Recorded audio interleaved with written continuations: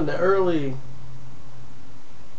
I said 1980, when the 401ks were just being like introduced to the world, and the American workforce, and Robert A. Jacobs, who was 30 at the time, he was among like the first group of workers to participate.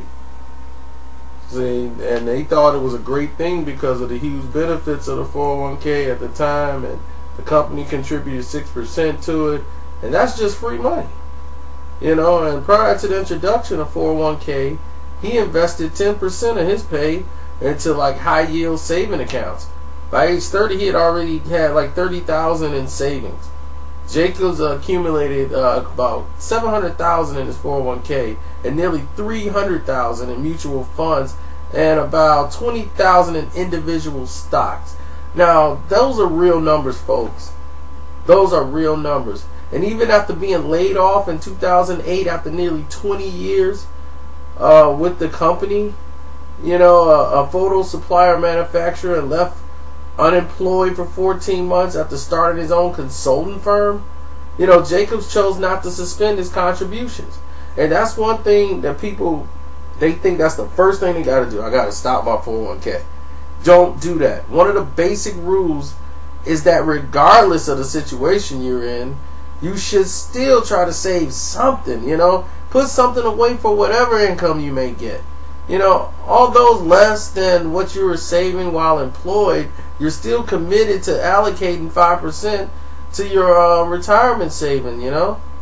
Jacobs converted his 401k into a traditional IRA, which consists on a series of like no-load mutual funds, like, you know, in addition to a small percentage, about less than 4% of individual stocks. You know, he's been successful in saving for retirement, and by learning from this, and you can apply it, and you can have a tremendous like asset allocation model. Does, you know, diversification strategies, dollar cost average, starting early. You know, all these guys are starting late. They're trying to catch up. You need to get into this thing early. You know, and this is not help to ensure we have cash available to reinvest for the bottom line, which is good, but you know, this, you know, look at it today. Jacobs now holds about 70% in stocks, 30% in bonds, and very little cash, which is fairly aggressive position for his age, and he does not recommend for others to close to retirement or whatever with little experience in investing to lay off their, you know, off the birth of a son who's 5 years old, you know, things like that.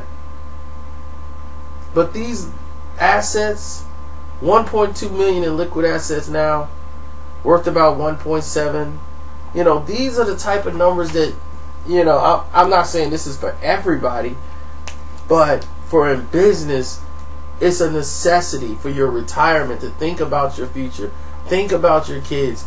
So for minorities, African Americans, Latinos, don't stop investing. Don't think this is for the rich. This is for the wealthy. This is for the well-off. This is for the upper echelon of investment. You can invest just as the guy who makes a lot of money, okay, who has the very large income family homes. You have the same rights to invest and use 401k and IRA. Okay, the difference between the CEO and president of a major company and you is information. Okay, they got the information and they use the information. You don't have that information, and it's accessible to you, but you don't understand it. Listen to it, follow it, and I hope this video save people and get people to invest.